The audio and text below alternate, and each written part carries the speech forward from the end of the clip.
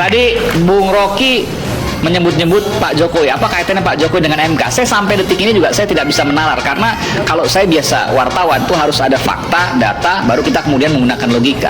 Tapi ketika Bung Rocky nggak ada fakta, datanya saya juga nggak tahu. Saya harus jujur Bung Rocky, datanya saya nggak tahu dari mana, tapi menggunakan logika. Kapan orang membutuhkan logik? Kalau punya fakta dan data. Salah. Justru kalau tidak ada fakta dan data, logika hanya diperlukan untuk menghimpun proposisi supaya ada kesimpulan.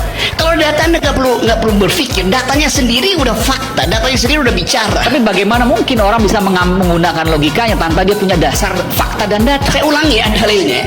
Kalau ada data, ngapain lu berpikir? Karena mau analisis. Ini gue lempar, jatuh. Dia jatuh, beratnya bertambah. Kalau ini saya hilangin, saya bilang seandainya you lempar itu, bertambah nggak berat jatuh? Mana datanya? Hukum gravitasi bilang begitu. Itu dalilnya.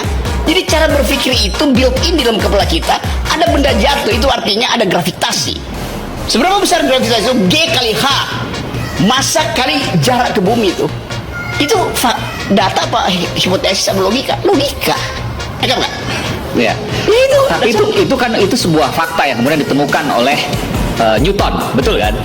Artinya itu hal yang kemudian merupakan sebuah fakta yang kemudian diturunkan melalui rumus-rumus. Nah, ketika Bung Rocky kemudian langsung lompat pada logika tanpa fakta dan data, bagaimana kemudian bisa berpikir? Tadi saya terangkan bahwa ada 3 hakim buat dissenting opinion. Boleh nggak saya tahu dari mana datangnya dissenting opinion? Dari kepalanya. Oke. Bagaimana you tahu dari kepalanya tuh? Bagaimana kalau di brief untuk dissenting opinion? Di dalam ketiadaan fakta dan data itu, saya pakai otak gitu. Karena itu saya lakukan guesstimasi, guessing by estimation, bahwa ada sesuatu yang menyebabkan dissenting opinion itu tidak mengubah keputusan. Kan faktanya 3/5 tuh. Dan tadi kata Refli, kalau 4 itu suatu yang di situ kalah yang itu tipis sekali hubungan itu. Nah, ketipisan itu yang mesti kita curigai. Dengan apa? Ya dengan otak, kan datanya nggak ada. Kecuali kita buka handphone hakim-hakim itu, mungkin habis di WA sama Jokowi.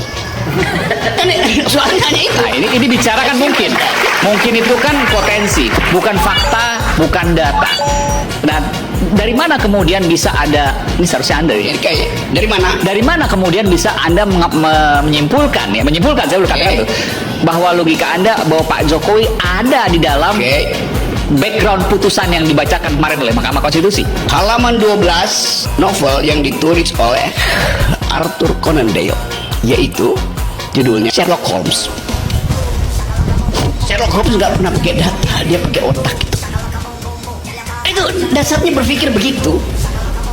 Di dalam gini nih, di dalam kekurangan data kita pakai otak, apalagi ketiadaan data, otak kita mesti maksimalkan. Nggak diajarin jurnalisme investigasi yang basisnya ada kecurigaan.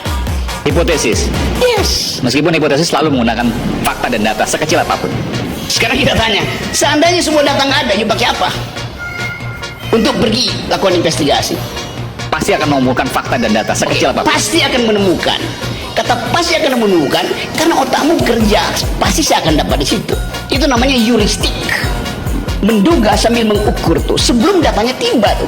Nah, kalau datanya nggak tiba, berhenti berpikir. Harus terusin berpikirnya.